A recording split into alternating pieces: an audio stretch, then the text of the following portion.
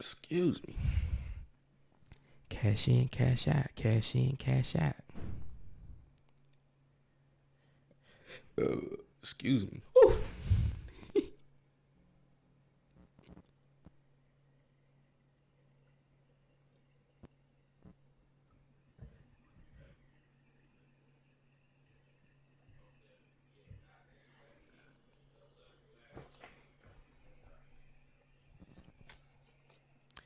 Cash in, cash out. Cash in, cash out. Cash in, cash out. Cash in, cash out. I think that might be it, bro. Think we good to go? I think we good money. I think so. Okay.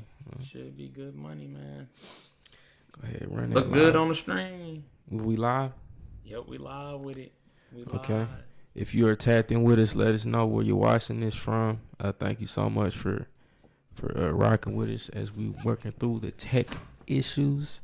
We're gonna get the game tight here, like super tight eventually, but we are in the building and we're gonna run just a couple segments for you today. Is that okay? Can we run a couple segments for you? Yeah. Oh yeah. We can run. Let me turn this sound off so it's not gonna be. I'll take this sound off. I'm not trying to hear. Is it a way to turn this? Well, let me just turn it all the way down. There we go. All right, you ready? Start the timer. Welcome to the Black Jedi, where we highlight the black voices of Star Wars, because even in the darkness, there is light. So I'm here with my man's KJ, and it's your boy Rome Herbert hosting this first ever YouTube channel podcast dedicated to this. But right now we have a very crucial issue. James Earl Jones is retiring as a voice of Darth Vader. So by the end of this segment, we want you to know what that means for Star Wars and the weight of that gravity. So first off, my man's KJ, can you let me know, for those who don't know, who is James Earl Jones? Yeah, so James Earl Jones, black actor, forefather, the pioneer. I mean, when we talk like pinnacle of black actors, James Earl Jones is definitely on that list. Not only on that list, but he's like the Mount Rushmore. So when we get into that, most notable, I mean, the man was in Star Wars, A New Hope, Empire Strikes Back. On multiple films. I mean, Rogue One, which we're gonna tie into Andor for, but other films besides those, we got Lion King. He was Mufasa. We got James and the Beanstalk, The Giant. We got Coming to America 1 and 2. So we got those. We got The Sand-A-Lot. He was the neighbor with the dog. We got Wait, Robot. you said he was in The Sandlot? Yeah, he was in. Yeah, that was him. When they had. Yeah, when they had the Big Saint Bernard. Munching on the ball, and he opened it. That was him. This whole time I didn't know that was him. Yeah, that was him. That's crazy.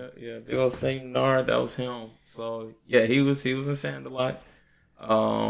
Robots, and of course, fun fact on Robots: Ewan McGregor was on that joint, and he was Rodney, and yeah, he was in Robots as well. Simpsons narrator from the 90s, from 90 to 98, I believe. When we talk about like black cinema and black television, a family thing, and Meteor Man as well.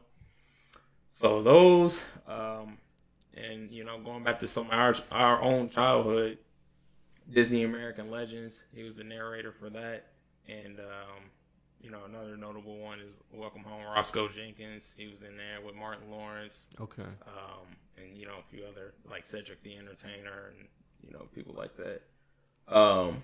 But yeah, kicking it off, A New Hope. That was the one that he was really notable for, because that's what kicked off Star Wars, man. 45 years ago, May the 25th, 1977. Sheesh. So I mean. Time. Basically, this man is both an OG of cinema, period, right? He's on the, like I said, he's on the Mount Rushmore when it comes to black actors. Man's 91 years old. Man's 91 years old. Okay. The only comparable person would probably be like Morgan Freeman type character, right? Yeah. So Yeah, to when we say, talk about narration, uh-huh, Morgan Freeman, James Earl Jones, like they right next there. to each other, you Yeah, feel me? bro.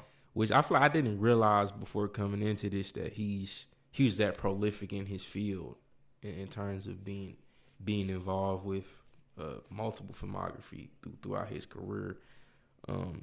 So, and that's probably the next best question of how did he get this role of Darth Vader? You know what I mean? When you hear Star Wars, you think of George Lucas.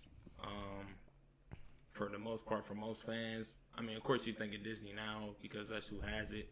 Yeah. But James Earl Jones got into the Star Wars realm because this is what we got. We got from boldentrance.com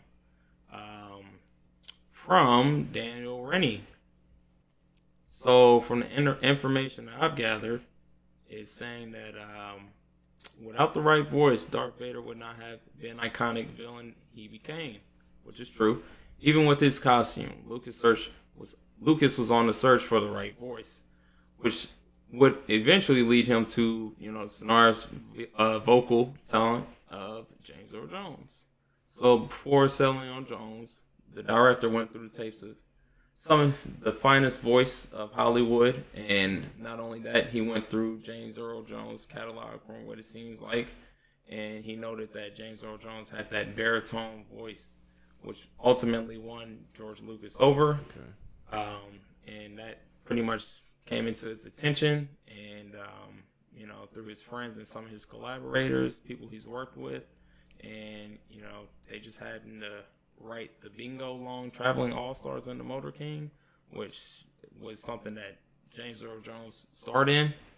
So Jones recalls that Lucas wanted a darker voice, just kind of getting more in depth on, what their insight on Darth Vader's voice would be like. Not in terms of race, but just with deep bass. And James Earl Jones had that because he had that deep baritone type of voice. In fact, Lucas was initially worried about hiring a New Hope's only black man as a villain, but Jones' talent proved to be good, turned down. Ironically, Jones had a stutter, but it didn't really cause any recording issues. But, in quote, James Earl Jones said, "I looked out from all of these so-called handicaps," he told the American Film Institute, "looked out to get a job that paid me $7,000. It was actually $7,500, and I thought that it was good money. And I got to be, a voice in a good movie." So Jones was happy with the $7,500, and it was only about 2.5 hours worth of work. And little did he know, man, that role would be it would be what it is today. It sparked everything, bro. So it's like, can you imagine anybody else's voice as Darth Vader now at this point in time? Like, it's unforgettable, right? When he first steps on the scene, and you know what I'm saying. Think about that, $7,500 for 2 hours of work. Think about that. If you made that on an hourly rate, you know what I'm saying? Man, getting that for that time frame, was it like the 70s or something? You feel me? It's smooth, right? But I mean, when we really think about this, though, this James is the first black character in Star Wars, period. Right? And the significance of that is like one of the main characters that we think of when we think of Star Wars is automatically Darth Vader. You know what I'm saying? That kind of "I'm your father," you know what I'm saying, lines. Like, and the whole storyline is driven through Anakin growing up, then becoming Darth Vader, right? And he's even still in the new Skywalker saga.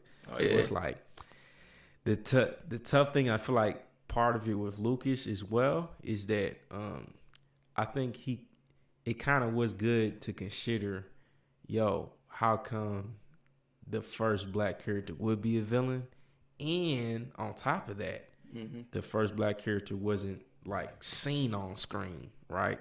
So this is pattern of not using, like, just using black actors for their voices, but on top of that, I think and we're gonna get into this when we talk about Andor, but and just Star Wars in general, like seeing black characters just put as the antagonists or as the villains. Like, I think because of this kind of inception, we're still kind of seeing the ripple effects for how people cast black characters just as the villains or as the darker characters. As you know, saying we had Reva and Kenobi, right?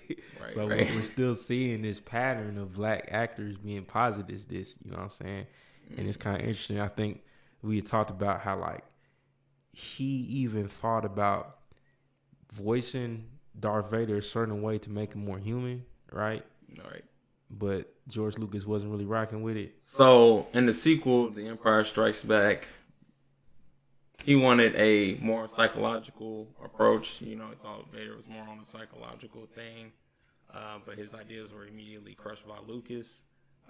And quote, I remember on Empire Strikes Back when George had a chance to counsel me, he said, "We don't know what we did right on A New Hope, so let's try what we did," said Jones. Naturally, I wanted to make Darth Vader more interesting, more subtle, more psychologically oriented. And he said, no. What we're finding out is you've got to keep his voice on a very narrow band of inflection because he isn't human. You know, he has those cybernetics. You know, after being burnt up on Mustafar, you know, he had the cybernetics to make him into Darth Vader. You know, and into what he is today. So, yeah. Which I feel like could have even shown some of the, I don't know, a bit more of the humanity of Darth Vader earlier on. Like, I feel like in episode 3, remember when Anakin's like breaking loose as Darth Vader, he's like, "Where's Padme? Is she safe?" He's like, "No," you feel me? Like he's screaming, yelling. Like that was Earl Jones too. Yeah, exactly. So I feel like maybe he finally got to kind of experiment with that. But how different would it have been if we had that during Empire Strikes Back, where we got to experience this black voice as more of a person, right? But of course, you think given George Lucas, this is the 70s at the time too, right? It's a white man. He's the director. He's calling the shots. So it's like James Earl Jones, he ain't got much say to it, right? It's like, oh yeah, this could be dope, but actually, no, we're gonna go with my vision and my direction. So it's like kind of just a product of the times where it's like, man, it might have been a dope opportunity, but you gotta think about maybe the position James was in. Is like, well, I'm the first. I don't know if he was the only black actor on the set. I don't know if we might have to double don't check put that. us on that, but yeah, we don't know yet. We'll have to look into it to see, you know, if he was the only black man whatsoever on set. But either way, you know, he's a man. Like he's the guy who voiced Vader, so he's the only black man with a notable role. Exactly. With a so there role. We go. You feel me? Like it might have been some extras in some stormtrooper suits, but they all clone, or not literally clones, because you know the clones got taken out by that time. Because Empire is just literally just a grand army of people that's just signing up. But you know what I mean? They all look, they all look the same. But you think about it deeper though, like he probably wasn't even on set. Like if he was just voicing over. Yeah. He probably didn't even have to be on set. Ain't no need. So he probably wasn't even. Yeah, like you said, it was only 2 hours worth. So he probably did all his lines just isolated. So that even speaks more to like the lack of involvement of black people in the films at that time, to where he's probably just like in the cut, like doing his lines somewhere else. Imagine, and then later getting to see how it looks on screen, right? Facts. So to say the least, though, this is like extremely significant that his voice is being retired, and it just begs the question: like, will anybody be able to replace James Earl Jones' voice? I don't know, man. When we go into the technology side, I mean, shucks, they, I mean, I don't know, man. It's very hard to say. I mean, it's special effects, with like Ben Burtt, with his sound design. So he had a little bit of, not say so, but like a little bit of expertise on what went into, making Vader's voice, filtering the voice through complex breathing masks, because he got the helmet on and everything, or the respirator and whatnot. So yeah, shout out to Ben Burtt too on that, man, for the sound design. Big up Ben Burtt, man. Well, make sure y'all like, subscribe to the channel, and leave a comment. Let us know, what do you think James Earl Jones retiring from the voice of Darth Vader means for the legacy of the Star Wars franchise? We think it's a major, huge blow, but just holler back, leave a comment. Did you not like him anyways? If you don't, you probably don't like Star Wars. I'm going to call you on that. You feel me? But, yeah, we'll be back with you in the next video. Peace. So that was a cool little 14-minute video. That was nice. Yeah. Okay. So now we got the second segment with boys joint. With the AI technology, we're gonna talk about that now. Bet. Okay. Welcome to the Black Jedi, where we highlight the black voices of Star Wars, because even in the darkness, there is light. I'm here with my guy KJ, and my name is Ron Herbert. We just want to touch on James Earl Jones, who is the most important Star Wars actor. Can anybody replace Darth Vader? That's what we're going to talk about today, in the controversy surrounding some new technology that they released, which may be seeking to replace the GOAT. That's crazy. So we're going to turn that question by the end of this segment. Can anybody replace Darth Vader? So the word on the street is, man, they got this AI technology, right, that's supposed to replicate actors' voices. And apparently they're going to fool around and try to do that with the voice of James Earl Jones. Like, even though he's retiring, as we talked in the previous video recently, that James Earl Jones is retiring from the voice of Darth Vader after 45-year run. Crazy, right? Dude's killing the game. But now there's rumors that this AI technology will be able to use his voice. Actually, I'm gonna pull it up on my laptop here. They're messing around with it after he's hanging up his cape. But it's this artificial. This is CNN article. For decades he's provided Darth Vader's iconic menacing voice, but he would not record new lines for new Star Wars projects. But it will be artificially through an AI program that can recreate it, so Vader can deliver new lines of dialogue and maintain the commanding bass sound and make him a widely feared villain, right?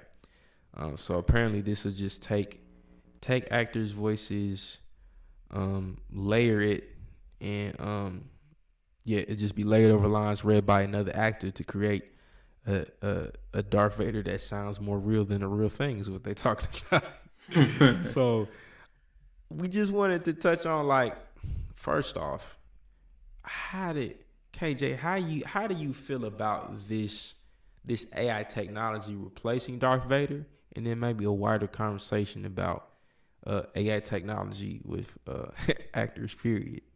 Man, well, it's I say it's questionable. I mean, it could be very touchy, because it's like, man, what are the plans?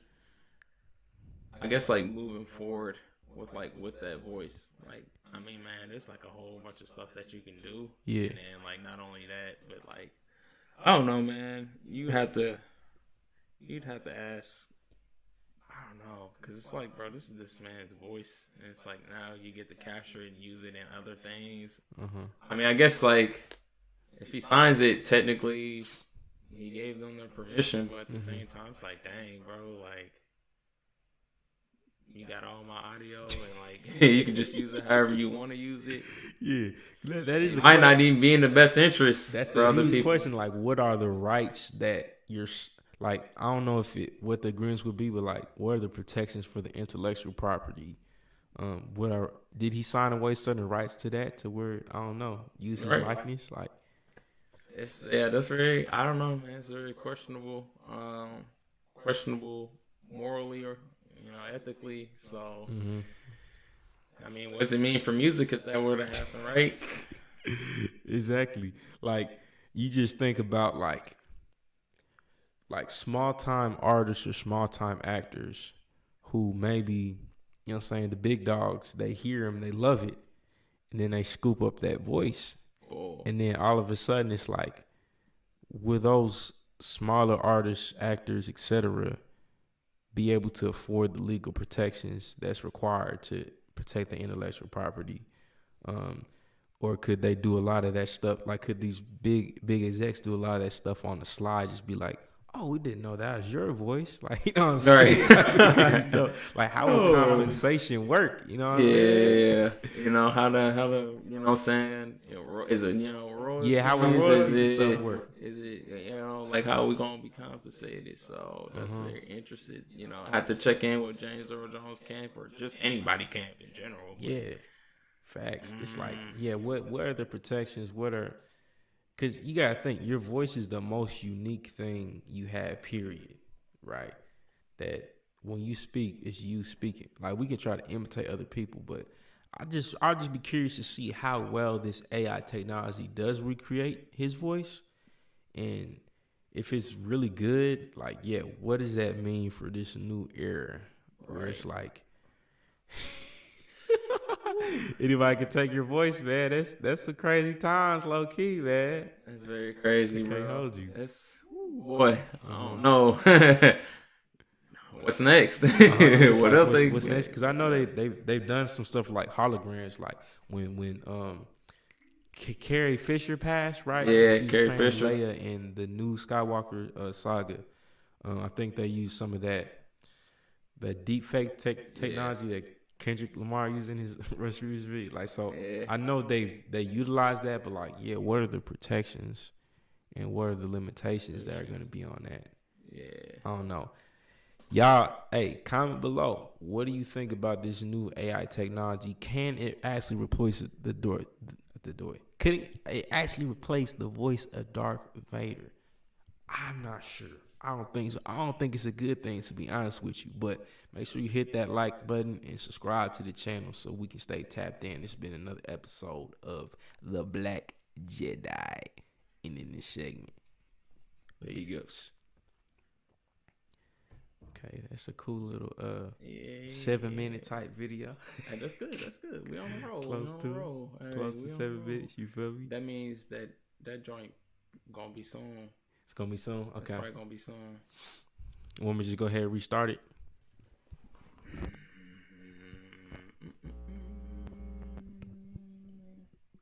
Like the stream? No, The camera.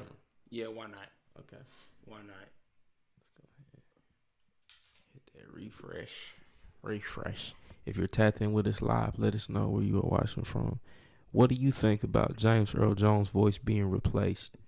I low-key think it's ridiculous. It's bananas. Should not be able to do that to a man. The one thing you have in this life is your voice. How dare they take it from you? Sound like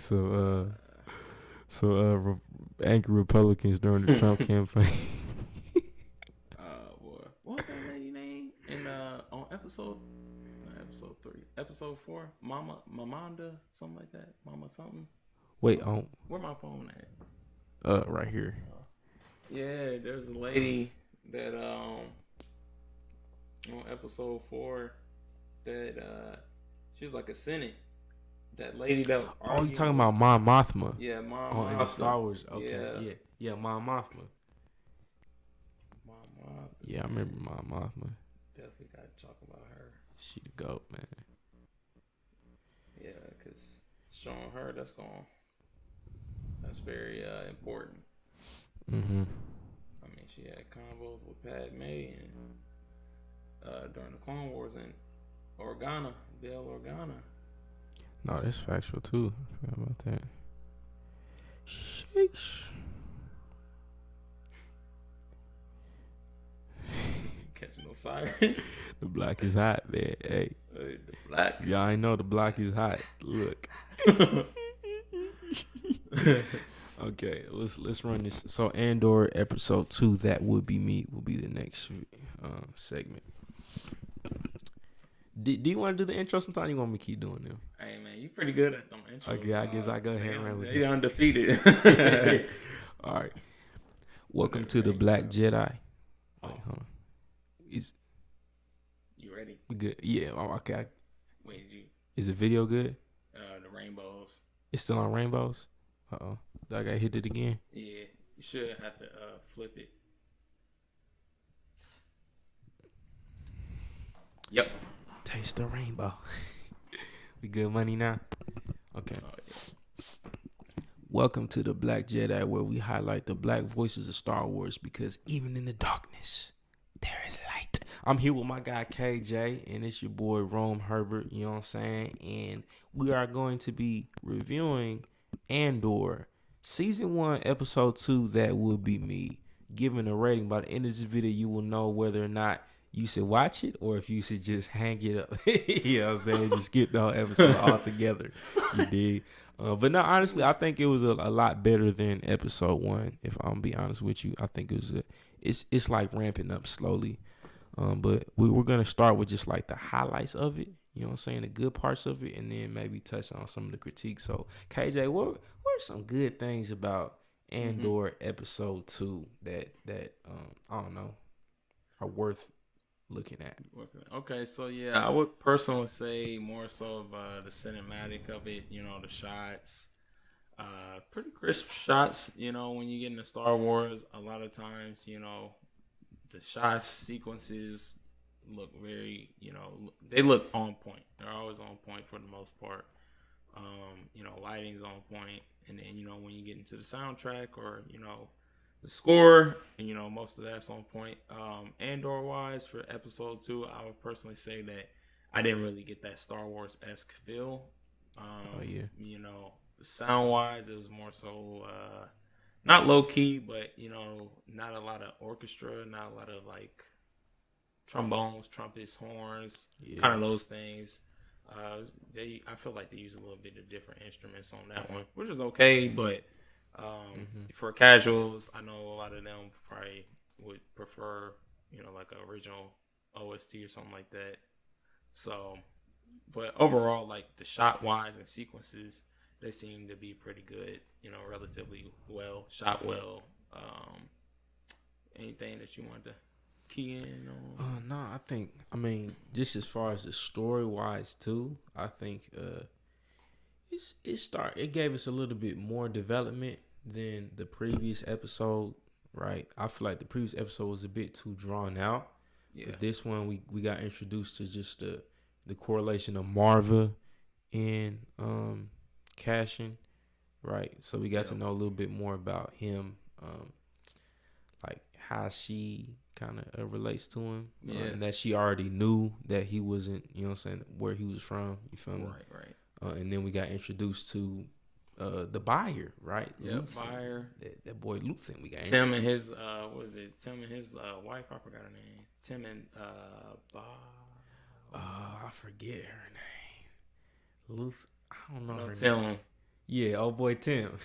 Yeah, but Tim and his lady. Snitch, you feel me? Tim the informant. Yeah, the informant, man. This tough, boy. Tim, why, man? Why, dog? Why? Already, man. Already capping on the game, man. But we also saw the flashbacks. I feel like progressed a bit better this episode too. I feel like not fully how I probably would have liked the flashbacks to be, but we got to see just like them investigating the crash site. We got to know a little bit more about his characterization, because I feel like the last episode, the flashbacks, we didn't even like see the subtitles in English. I thought that was really weird. Yeah. Right? It just said speaking in Kanar. I feel like when we have moments like that, it's crucial to have some type of like, I don't know, key in for us. So they should have made the subtitles in English, but I ain't gonna hold that against y'all super hard. Yeah, that's what you bad. But what about the cons? So the cons, man. Yeah, I guess I kind of touched into the cons a bit already. It's like I feel like the pacing got a little better, but it still kind of felt like we didn't get too much crazy dialogue or anything. Too much like memorable, because I feel like we go to Star Wars for is like the memorable quotables, like the one-liners. Some of the action sequences too was still which they're still kind of like giving some character exposition, but it didn't feel like the story progressed as much as it could have. Like honestly, I feel like this could have been combined with episode 1.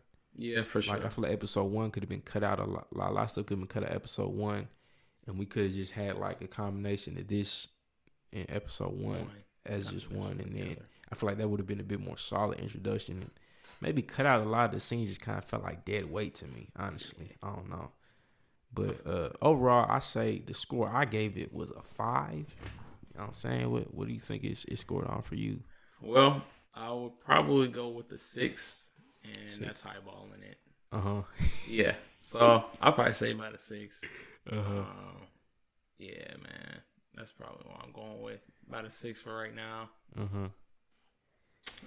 Yeah, I'd say a solid 6. You know what I'm saying? It wasn't a bad episode, but it definitely felt like it was just kind of mediocre. Yeah, it felt a little bit more mediocre in my opinion. But you know, hey man, that's what they needed. You feel me? Yeah. Let us know what y'all think.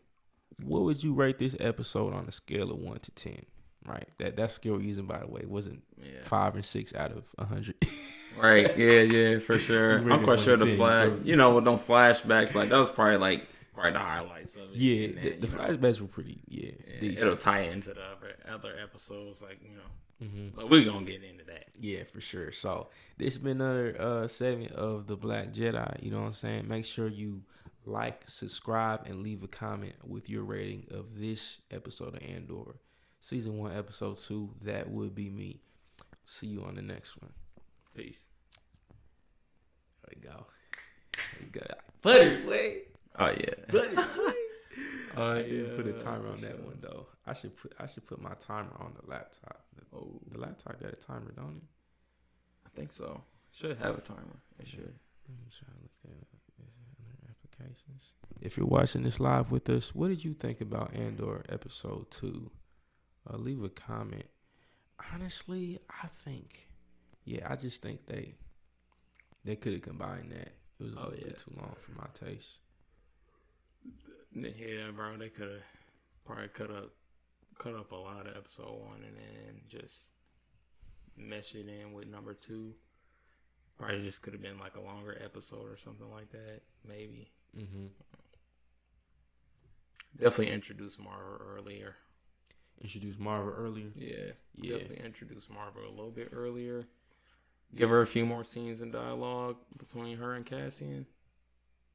But they might do that, you know what I'm saying, later on in the season.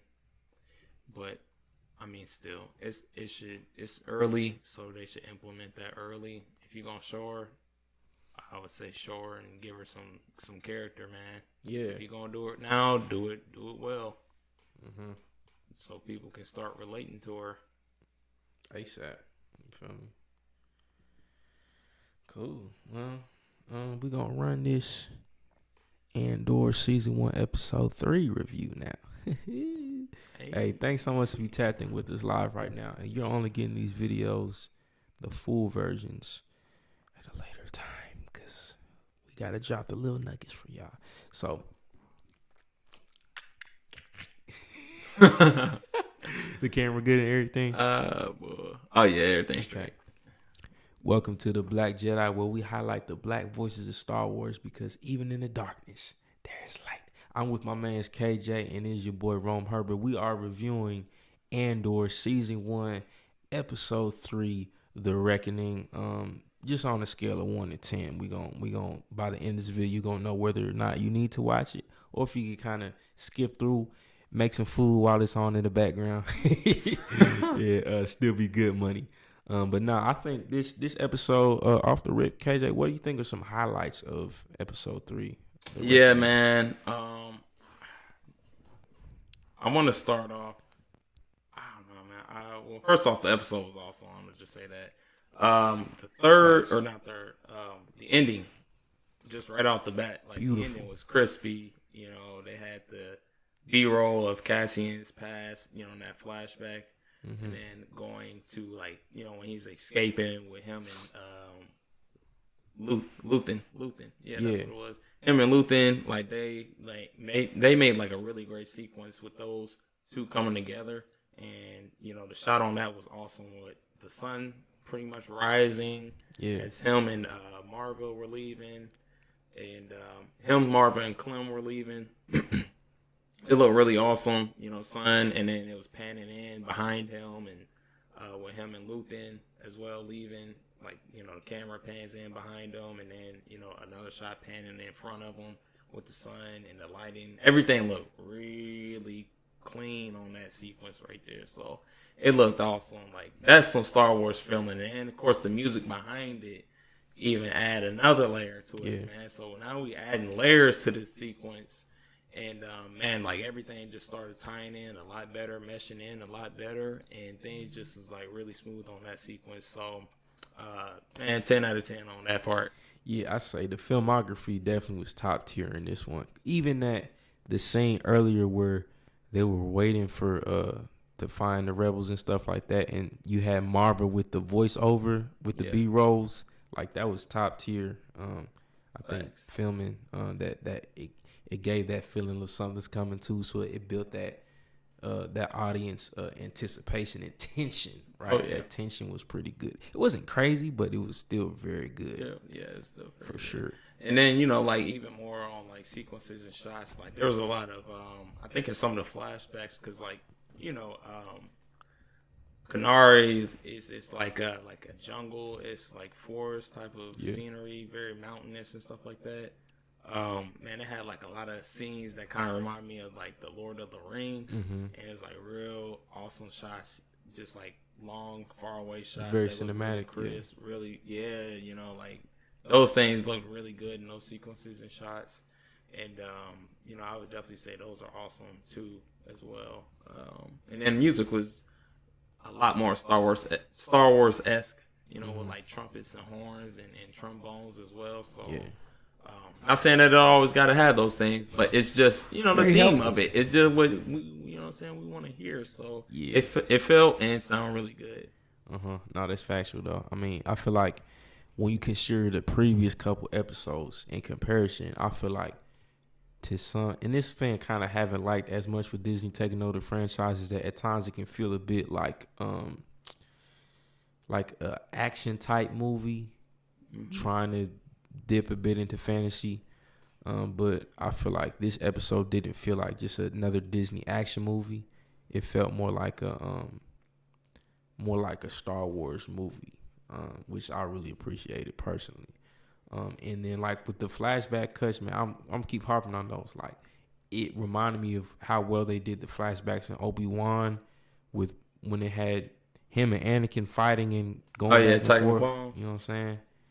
Talking about episode 2? Yeah. Well, in the Obi-Wan Kenobi series. Where, those they when were they having was cuts from him and Anakin training on Coruscant. Yeah, and then it also had the ones with Reva when she was like about to get murked by Darth Vader. Oh yeah, during Order 66. Yeah, you know what I'm saying? Had the cuts in between that. Like, to me, that's like been the best flashbacks out of all the new series, right? Even the Mando, and definitely way better than Boba Fett. Boba Fett was boo-boo. I'm sorry. Not sorry.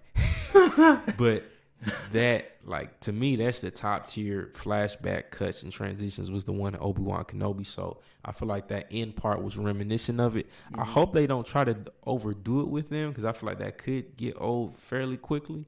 Yeah. But at the same time, I think they did a good job with kind of the character development and showing that Cassian has kind of been in this place before of having to, flee the scene. And then we also got introduced to some more, just better character development of him and Marva. And then the first black character on the show, Clem. Yeah. Right? The first black character to speak. It might have been some others, but he was the first black character to speak. Clem Chowder. Clem. You know what I'm saying? So the funny thing is, we found out he used Clem's name in episode. Spoiler alert. He used Clem's name in episode 4 as his like disguise name. So I'm interested to see the influence Clem had on him. Yeah. If he's gonna use his name, and it's like, cause Clem originally he's like, just leave this dude. Like, we trying to get out of here, Marvel. Let's go. You feel me? Yeah. But the only tough thing is like, and I think as we're gonna see throughout the series, as we saw in episode 4, is that black characters are typically just the supporting roles to the main white characters, kind of like how happened with my man's Finn, you know what I'm saying? In the Skywalker saga. We're going to have to get some sounds so we can press buttons for the type of moments, you feel me? But like, we saw the same thing happen to John Boyega, unfortunately. So it just feels like it's still this pattern of power dynamics, even in the writing, where it's like these black characters are kind of just the supporting roles, right. to the white women, specifically with Marvel, right? So he's basically just running after her lead. But the funniest part to me, and I think we was wrong. We watched this together. And eventually we'll probably watch them live with you once we start the Patreon up. But it's this one black Imperial dude who found I forget her name too. He found that one white lady. He said, "Stop." Oh yeah. Stop. But I don't think we even got his name, man. Bro, Unfortunately, but it was funny, bro. He like He is hilarious. it's like, how did he know to tell her too? Like she be the one to start. I don't know. Yeah, bro, that was questionable. It's like everybody running there, but she the only one to get caught, even though she running with everybody. Yeah. Like, how you know? You got the force, bro. You just know. You can just feel the presence. I don't know about that, Joe. Yeah, sometimes. I don't know. Yeah, like that was very questionable. I was like, very much so. I don't think it. Yeah. Then she didn't even run away. She just like she literally did stop. I was like, bro, why is you not still? Yeah, I know. Like, but then she tried to like dip when everybody was on her. I'm like, yeah. Why did you do that 5 years early? I get, I get what they trying to do for plot, but at the same time, bro, you could have had just a chasing sequence or something like that. Them trying to get her or something like that. But factual. I don't know. That was interesting. And they murdered Tim just like that. Yeah, Tim tried to run up on him. Yeah.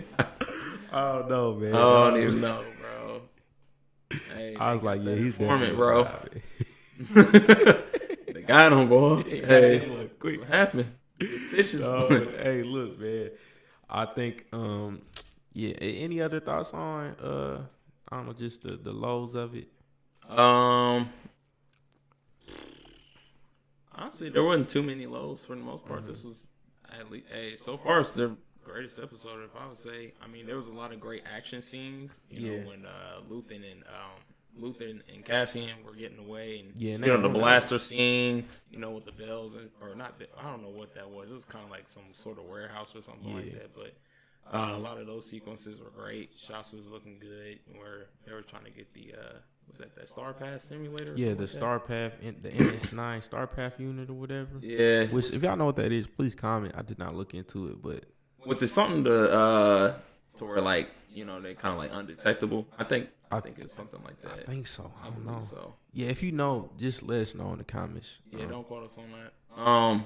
But yeah, those shots were good, and the getaway scenes were good too. Kind of reminded me of like Mandalorian. Yeah. Yep. The action, like they finally got to a decent mix of action without it feeling too Marvel-like, right? And then the pacing of it, I think, gave us better character development with this dude Luthen, right? Yep. I'm interested to see how Luthen kind of transforms Cassian's journey. So I say I gave this episode a solid 7.5, right? Oh yeah. Out of all the previous episodes, I think it was probably the best.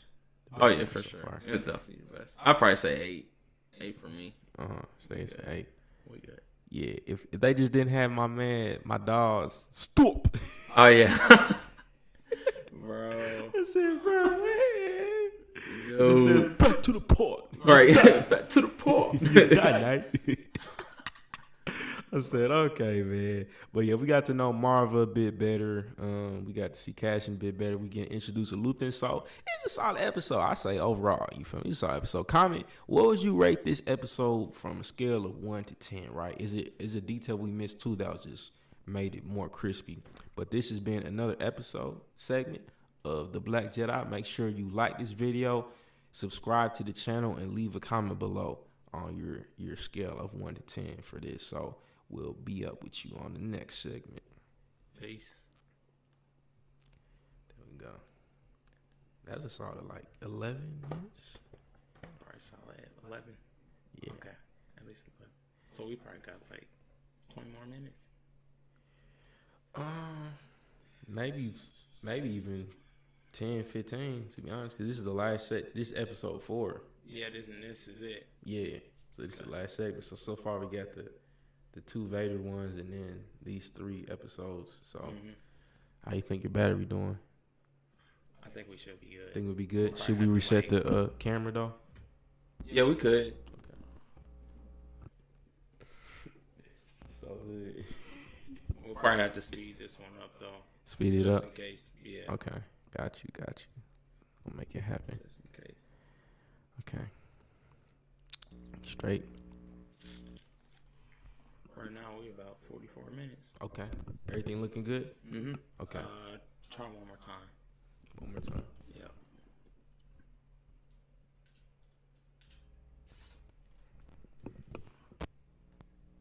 Yep. Good money. Yeah, we should be good money. Welcome to the Black Jedi, where we highlight the black voices of Star Wars because even in the darkness, there's light.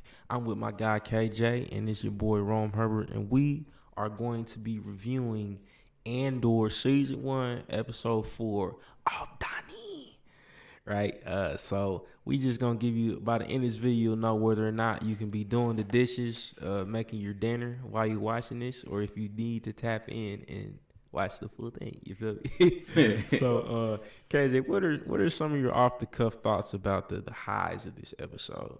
Yeah, man. First and foremost, it was interesting that, I mean, kind of just like getting into it, you know, I say like they showed Coruscant, and we don't really like get a lot of Coruscant. I'm fascinated with Coruscant for some reason. I don't know why, but I like Coruscant. But yeah, we got a little bit of, you know, chit chat and meeting on the Imperial, you know, base in Coruscant. I think it was like I forgot what sector it is, but we got a little bit of more information as well, and just like seeing that they were in Coruscant, I thought that was. I mean, they showed Coruscant in films and shows, but you know, I just like seeing Coruscant. No, facts. You know, so especially during this time, you know, like we see it in Clone Wars. Because that's what happened is they took over the capital. That's what Coruscant, like, basically, it's like the capital city of the galaxy, pretty much. Exactly. You know, so you know, keep on showing that. You know, you got my interest for sure. And then music much better, of course. You know, got those horns again, horns and trumpets, and definitely makes you feel in tune with like how Star Wars vibe goes. So I thought that was really good as well. You know, they had it and just going like in depth in the meeting, you know, about the Star Path, and I thought those were good analysis on, you know, like, okay, like we need to do something about this. It's probably something rebel related in the future that, you know, this is why they're going after this device, so we need to get on this. So they're kind of moving the plot a little bit quicker, so that's really good as well, because, you know, things seem to be a bit slower on the first few episodes. So that was also good. And then now we're starting to get a little bit more development, you know, between Luthen and Cassian. You know, Luthen being that character. I don't know if I would necessarily say like father figure, but, you know, he is like that character that is kind of like moving Cassian's character. He's a guide to him. Exactly. Like he asked him like, hey, from now on, you know, next few days, what's your new name? Clem. So, you know what I mean? Like asking him questions, asking him backstory, asking him about those morality things, asking him about his ethics, asking him, you know what I'm saying? He's itching and asking more about his character. So those are really awesome things that I would say, especially like from Luthen. Luthen's acting is awesome. I would say his acting is on point, man. Yeah, one scene where he's talking to Oleg, he's like, "Look at me." Yeah, bro. Sound like Batman.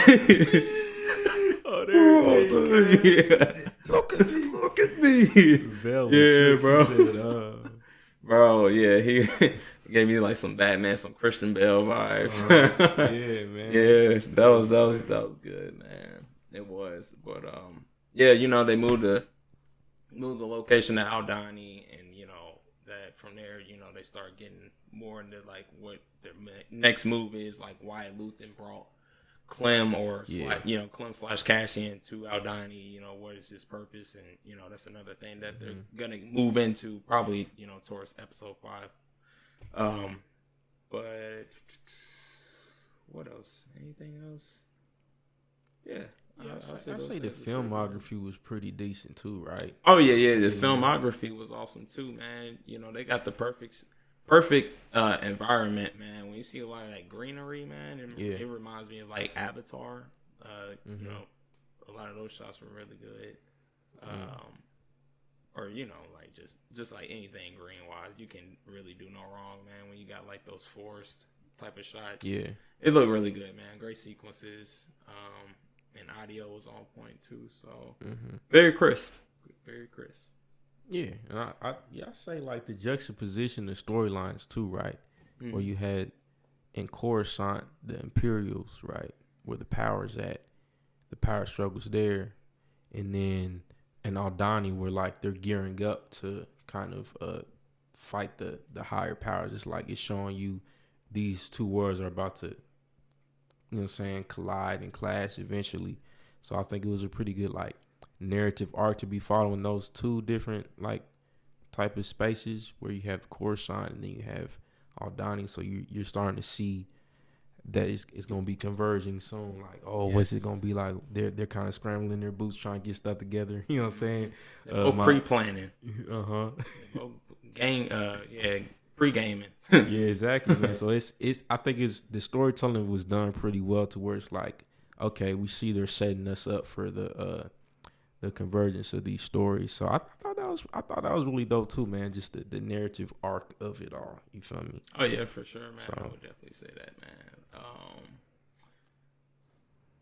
What else? I'm trying to think of any other highlights? I don't know. I have always appreciated Cashin's acting too. I think he's a fairly good actor. Yeah. I think he's done a good job kind of embodying this like desperate lost soul type vibe, and he's like hesitant to join Luthen's cause, but he's also like, yeah, I'm not trying to, you know what I'm saying? Yeah. And I think Luthen's definitely pushing back on him to be like, yo, I want to be a guide to you because I know what you really wanted. Like he's speaking to Cashin's deeper desires. You feel me? Right. So, yeah, I thought it was interesting and getting to meet the group of rebels that's gonna be leading this insurgence. You feel me? Yeah. Also, has some introduction of different characters too. Yeah. In their camp, just on the Imperial side and probably soon to be Rebel side too, if not already there. But so yeah. Yeah. Pretty cool. Factual. Pretty cool. So, it's the Black Jedi, man. We gotta talk about what other people ain't gonna talk about. You feel me? So a couple things for me, right? For the same with them, we're gonna do the same with the Imperials and the power dynamics of that, and then the same with just the introduction to that rebel camp and what I think are some of the problems with it, right? And feel free to comment. Let me know what y'all think. You know what I'm saying? We'll chop it up too. I noticed, and I wrote this down at the start of it, which is interesting because in the originals in like episode 4, right, A New Hope, you had the scenes of the Imperial officers, and it's like all these white dudes. And I didn't notice this until like last couple years when I was rewatching them, right? But it's like a room full of white dudes, which is common during it's like the 70s, right? So it's a room full of white dudes. But now you saw in the Imperial room where it's coming in, right? It was this Asian dude in the room. It was this black dude who we got introduced to. His name is Blevin, right? And then you also had the white lady, who was Lieutenant Murron, or her name is Daedra or whatever. And but so it's like clearly it's a more diverse room, right? Like the room is more diverse, and I think they're being intentional about putting in different characters. But I think kind of the pattern we're seeing is that the power dynamics are kind of remaining. So that head dude that came in was basically like, I don't know his name, but he's like, what is the purpose of this station or whatever? Yeah. You feel me? Yep. So he came in and still this white man's kind of like at the top running things. You feel me? Yep. But then you had the first person to speak up was this white lady, right? Daedra, the one who's like reading like sort of the script. She really want to look into the situation because she thinks that the Star Path is what the rebels are looking into, and like it could be something like that could be very troublesome in the future. Mm-hmm. And so like even in the introduction to her, it's like she's the first one to speak up, right? So her as the white woman, she kind of still has this like power. And then after the fact, the black dude Blevin, he speaks up, and we get to kind of see his character. So it's like the white dude, then the white lady, then the black dude, and it's kind of like I think we kind of seen that power dynamic throughout the other episodes of Star Wars. You feel me? And kind of how, you know what I'm saying, the case is talking about, it's like um in this, it seemed like Blevin is her superior though. Like, cause he was Yeah, saying because like, he's "Oh, I'm not trying to give you access to that file or whatever." yeah. Uh He huh. controls like 6 other different Yeah, areas 6 other compared to sectors. like the 2 that she controls or something like that. 2 or 4, don't quote me on that, but he Okay. controls more different areas than she does. Like Yeah. he's covering those. So clearly, I feel like they're setting up where it's the power imbalance, right? Where Blevin is technically over Dedra, Mm-hmm. right? But it's kind of setting up where Blevin's the antagonist to Dedra because she's trying to figure out the pattern, and also they're kind of like bringing out kind of a sexism type of scene because when she wanted to, she was trying to get the complaint to, she brought in the other head white dude, right? She's like, let me get access to this thing, right?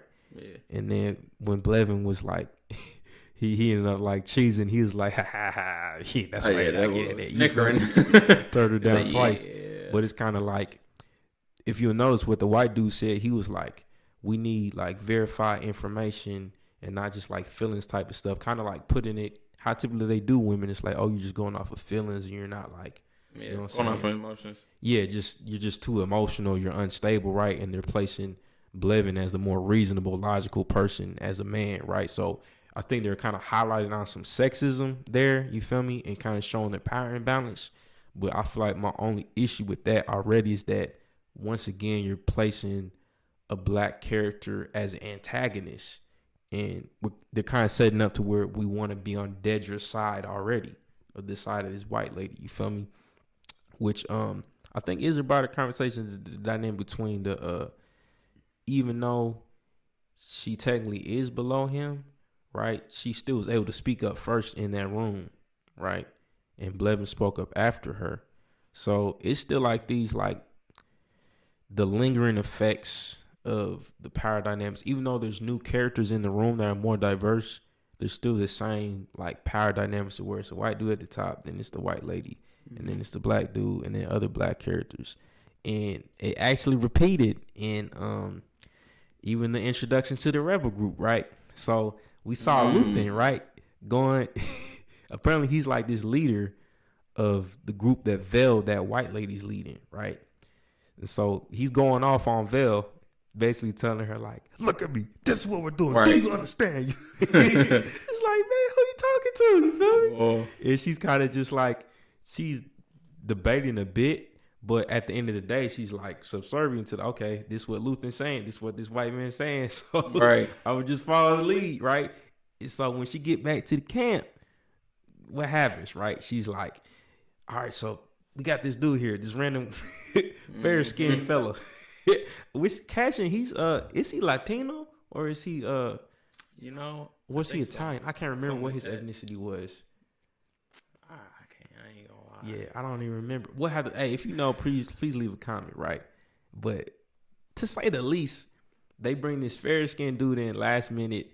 Vel's leading it, and she's kind of just like under Luthen's orders, right? She's kind of just like, this was happening, boom de boom, right? We get introduced to the black dude with the rebels. The dude's name is, I wrote it down. Dude's name is Terramim, right? He's he's one of the first to be like kind of like real adverse to it, and he keeps asking like, "Yo, what's going on? What's going on?" You feel me? Yeah. The other white dudes, I peep game. They was kind of just like, there's a little odd bounce, but it's kind of like, oh, you know what I'm saying? It's cool, right? But they kind of placed Terramim as this antagonist type of character to Vel. Mm-hmm. And then on top of that, the first woman, person of color, Senta, that lady, she looks like she's Indian or Middle Eastern. I don't know what her ethnicity was. I think so. Yeah, probably Middle East, something like that. Probably like that. But she doesn't even have any lines that whole scene. Yeah, I really waited. I was like, is she none. gonna have a line? She gonna say something? She didn't even get to speak up, right? Like as a woman of color in that scenario. And then you had the other dude came in, Lieutenant Gorn, right? The darker skinned black man came in. He's appointed contact to the garrison, but like he's off the rip, he's angry. He's like, you know what I'm saying? He's fighting back. He's like, you should tell me, you know what I'm saying? He's like all up in it, right? And so it's like already once again, this power dynamic, even though you got this like batch of diverse characters, right? You got a Middle Eastern type of lady. You got 2 white dudes.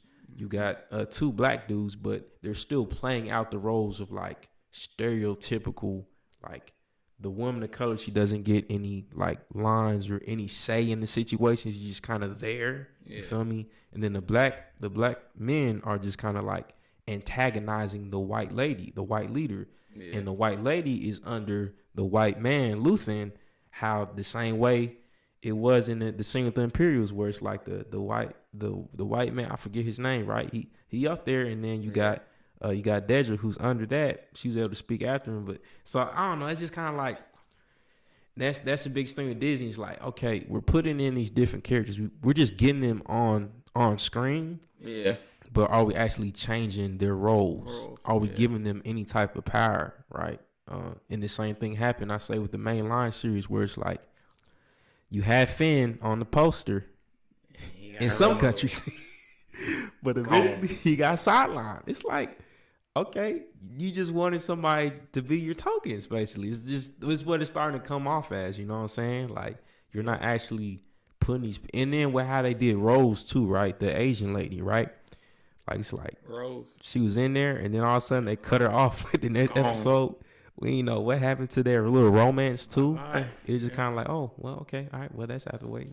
Like, why are y'all putting these people in here if you're not gonna actually give them their due diligence of character development? Not only that, just like, man, like they changed directors like midway through the trilogy, and like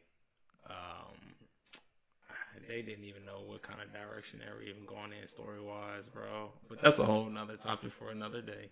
I'm just being honest with you. So a lot of people still frustrated with that, but yeah, bro, they don't even it. Woo, boy, yeah, that's 2 bad things right there already. You don't even know what you want to go directional wise, trilogy wise, and like then what you gonna piggyback off what you saying, like the same thing with that, bro. Like introducing characters and then taking them out, like. Yeah, bro. And just what that does to their career as well. Like, just puts them as like disposable. So all that to say, Disney, holla at your boy if you need help with the writing of these characters, so you can place these characters in the same room, but also with the different power dynamic. Y'all just repeating the same mistakes. Holla at me. I got you. But but let us know, like, what would you rate this episode on a scale of 1 to 10? I'd say like 7.5. 7.5 at most. Mm-hmm. Yeah, I give it a solid 7 too. I say, you feel me? Mm-hmm. Even with those other factors, I feel like that's gonna be, until we start getting more like directors of color, we're probably gonna see the same patterns where they're just repeating the same type of pattern and just putting diverse characters in, but not really changing the power dynamics.